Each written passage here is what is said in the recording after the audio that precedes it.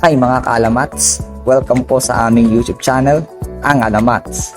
Amoebas Love Advice, Music, Anime, Travel, and Stories. Gusto mo bang kumita ng pera nang wala kang ilalabas? Pero internet, laptop, oras, at English lang ang puhunan? Kung naghahanap ka ng sideline na trabaho, halika at alamin natin kung paano kumita kay Anturi. Ang Anturi ay isang ESL company na nag-o-offer ng mga Vietnamese students upang turuan sila magsalita ng English. Ang ibig sabihin ng ESL ay English as Second Language. Ang layunin ng ESL company na ito ay turuan magsalita ng English ang ibang dayuhan mula sa iba't ibang bansa. No age limits ang mga students dito, depende sa uri ng levels nila. May pre-A1, A1, A2, B1, at B2 level, depende sa husay ng estudyante sa pagsasalita ng English. Kung kayo ay baguhan pa lang sa larangang ito, maaari niyong i-search ang mga katangian ng bawat levels na ito sa internet. Iba't ibang bansa ang mga teacher dito sa Anturi, lalo na dito sa Pilipinas. Di naman kailangan na may background ka sa teaching para makapasok dito. Marunong ka lang mag-English at laptop, sapat na. Paano nga ba mag-apply kay Anturi? Ang unang gagawin mo ay pumunta sa website ni Anturi, www.anturi.com. Hanapin mo lang sa bandang ibaba ang Become a Teacher. Dadalhin ka nito sa isang website kung saan need mo mag-sign up. After sign up, mag-fill ka lang ng mga information dyan as well as yung mga hinihinging attachments of documents like ID and picture. Need mo munang inkumpleto lahat ng mga nakalagay doon. Pero kung may mga attachments na wala kang mailagay, huwag na lang lagyan. Ang susunod na step ay mag-download ng Skype. Ito ang gagamitin mong platform para makipag-communicate sa students mo at sa Anturi Customer Service or ACS. After mo mag-download ng Skype, mag-message ka sa recruiter ng Anturi ng name, email address, nationality, pati ang introductory message mo. Magbibigay sila ng araw at oras kung kailan ka magde-demo at kung anong level ang tuturuan mo. May mga libreng PowerPoint naman sa Google na pwede mo magamit sa pagde-demo. 1 hour ahead ang oras natin sa kanila, kaya dapat fully prepared ka na magturo. Mismong evaluator ang magiging estudyante mo sa araw ng iyong demo. Hindi sila mahigpit at mabusisi. Natutuwa ako sa kanila kasi sa unang sabak ko, ang dami kong lags at internet interruption, pero binigyan pa rin nila ako ng consideration. After ng demo, magwo-wait ka ng message mula sa recruiter na ikaw ay nakapasa sa interview or demo. Bibigyan ka nila ng kontrata na need mong i-sign digitally. May condition lang sila na kapag ikaw ay pipirma sa kontrata, kung ang rate na ibinigay sa iyo ay 120 pesos per hour, 10% na kabuuang sahod mo ay ikakatas nila para sa iyong course management fee.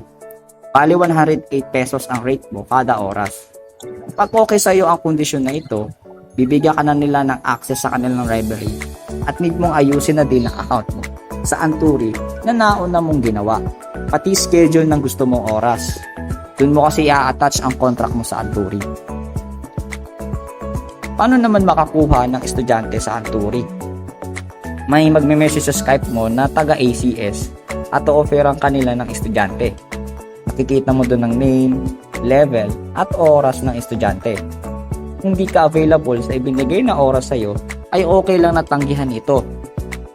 Once naman okay sa iyo ang estudyante, ay makikita mo sa course tab ang mga pangalan ng iyong estudyante, pati duration ng hours mo sa kanila. Kung naiinip ka naman mag-antay ng galing sa ACS, pwede naman sa course tab. Click lang ang Find More Courses, tapos Official Core Request. Doon mo makikita ang mga students na pwede mong pag-applyan. No booking systems naman dito, kaya kung di ka makahanap, okay lang. Pwede kang mag-chat din sa customer service nila sa bandang ibaba ng website. Napaka-responsive nila sa mga katanungan mo, especially sa mga concerns. Pagdating naman sa klase, 1:1 naman siya. Most common na ginagamit na platform sa ESL ay Skype. Pwede din ng Zoom at sa website nila mismo, meron din pero medyo lag nga lang. After ng klase ay huwag mong kalimutang mag-confirm na klase mo. Doon ka kasi nila babayaran. Pag nakalimutan mo lagyan, sa ACS ka mismo magsasabi. Hindi siya instant agad na papasok ang bayad sa klase na kinonfirm, except sa trial class. Mag-aantay ka ng 10 hours bago siya ma-credit sa salary tab mo. Makikita ang kabuuan ng iyong salary sa salary tab. Dito sa Anturi, may mga bonuses din silang ino-offer. Doon sila bumabawi ng husto. Meron silang retention bonus. Itong bonus na ito ay para sa mga new student kapag ang duration ng turo mo sa kanila ay 108 few or more hours ay may additional kang matatanggap. Meron din silang trial class na ino-offer din bukod sa mga regular students. May additional na bayad din yon.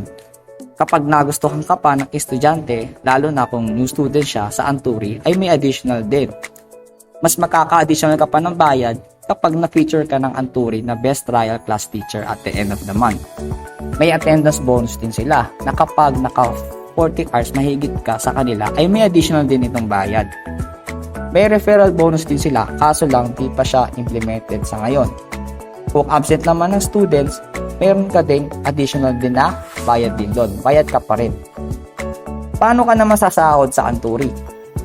Every 25 day of the month, nagsisend na sila ng salary. Either PayPal or bank account pwede. Pag PayPal ang gagamitin mong mode of salary, mga 24th of the month ang salary nila. At 25th of the month naman kapag sa mga bank accounts. Total salary ang buong makukuha mong payment at walang deduct na transaction fee sa salary. Kapag ang araw ng 25 ay tumapat ng weekends, Monday na agad isisend ng salary sa'yo dahil wala silang backing hours ng weekends. Kung may mga katanungan kayo about sa Anturi, pwede kayong sumali sa FB group, Anturi Teachers Philippines. Mga kapwa Filipino teachers din ang nandun at tutulungan kanila sa problema mo. Sana ay nagustuhan nyo mga kalamats ang video natin ngayon. Kung kayo ay may suggestion at komento, ay huwag kalimutang i-like, i-subscribe, at i-hit ang notification bell para sa mga susunod pa naming uploads. Hanggang sa muli, mga kaalamats!